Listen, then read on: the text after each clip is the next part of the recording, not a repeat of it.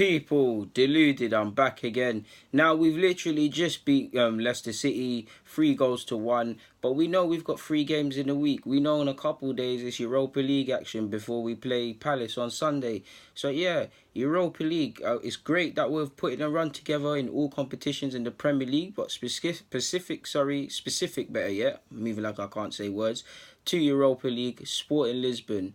Whoever wins this game, until it's mathematically sure, so it's not facts, but you'd like to think whoever wins this game or wins the 2 games, the 2 legs essentially between the 2 clubs, will top the group. Whoever topping the group makes the difference between which sort of side you get when the next rounds advance and when people come down from the Champions League and them things there. It remains to be seen. Ultimately, you just want to win every game, so we need to take care of business. It's a test on the legs. I mean, we've been done very dirty. I don't understand how we couldn't have played on Sunday and then we could have played Leicester on Sunday and just been focusing on Thursday and then obviously the next Sunday. But with the TV companies or whoever, like Unai Emery said, made this happen, and it is what it is. We can't cry. We know it's going to happen essentially.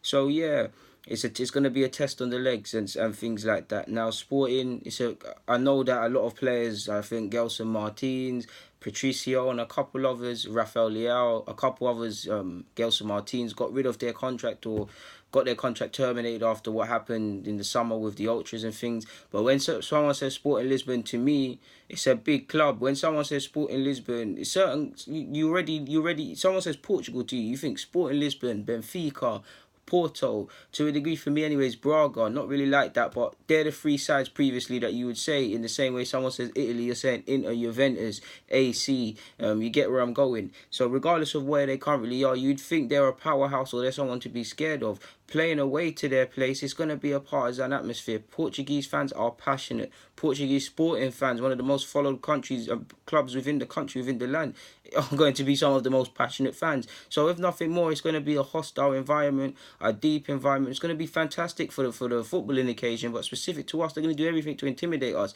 And if any young players play, it's a good experience for them. But either way, we're going to have to fight through that. At the end of the day, it's a game of football.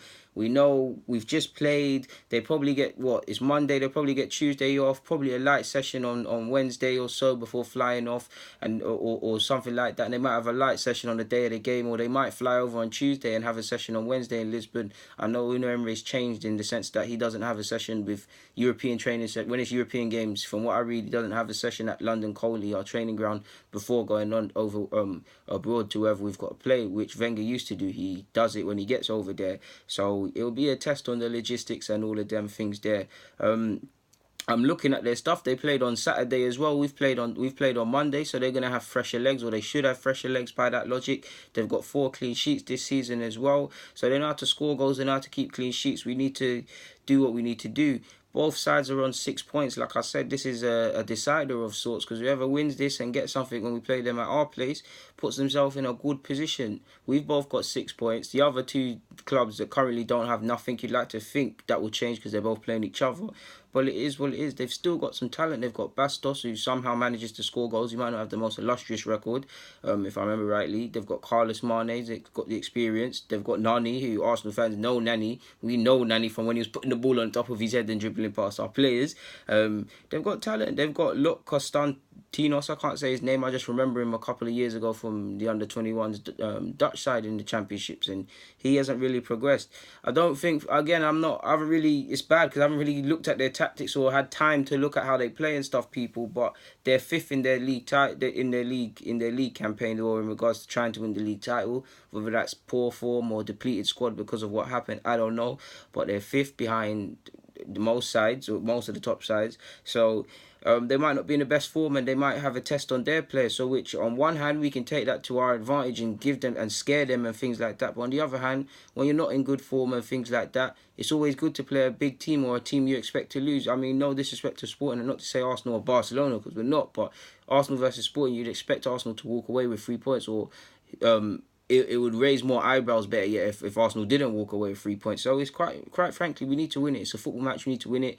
I've been looking at this week of 9 points from 9 in the sense that we don't get 3 points for in the league for winning in Europa, but every game we play this week is worth 3 points, and if we can get 3.9 points, it'll be fantastic. I've said in the league campaign, I think we need 4 to 6 points, because if you've got Liverpool on the horizon, we've done well to get 3 beating Leicester. Ideally, we beat Palace, that's 6, and we're in a fantastic position. So you can see why this is a serious week, man. It's a test on the legs physically. It's a test. Ultimately, there's no excuses. Right? We've got to be accountable. There's valid reasons for it being a possibly sluggish performance and things like that. But yeah, it is a tricky one in terms of lineup and things, because on the grand scheme of things, a lot of players have played a lot of games, and you've got to be wary of when you can give players a little rest here and there and save their legs, people, in my opinion. And a lot of the players, even Holding, has been playing a couple games on the bounce. So there's a tough decision in regards to rotation and stuff. But in regards to who I would play, obviously no brainers for who goes in goal in Leno. Admittedly, I wasn't impressed with his performance tonight against Leicester, but Lichtsteiner is going to go at right back. Kohler, if fit, is going to go for me at left back. Holding's going to retain his place in the side. And so is Mustafi. This is all assuming Socrates is still out injured, and if he's back, he'll play.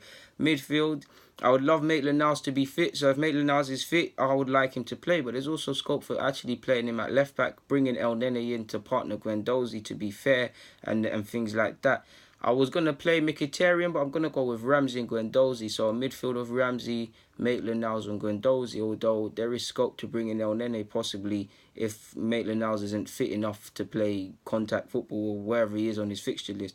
Apologies if he's not, but that would be my midfield. Up front, I'm going with Danny Welbeck, Aubameyang and Emma Smith in a free sort of, well, he's on the right clearly as what I've written down, but in the game, you know, it changes people. So to recap, Leno, Liechtenstein at right back, Lichtsteiner at right back, Kohler left back, Mustafi and Holding through the middle. In midfield, we've got Guendouzi, we've got Maitland-Niles, and we've got Aaron Ramsey. We've got Danny Wells, we've got Aubameyang, and we've got Emma Smith as the front three people. So yeah, man. Quite frankly, we just need to win the game. There's nothing more to be said on that front. Guys, thank you for watching the preview. I'm out.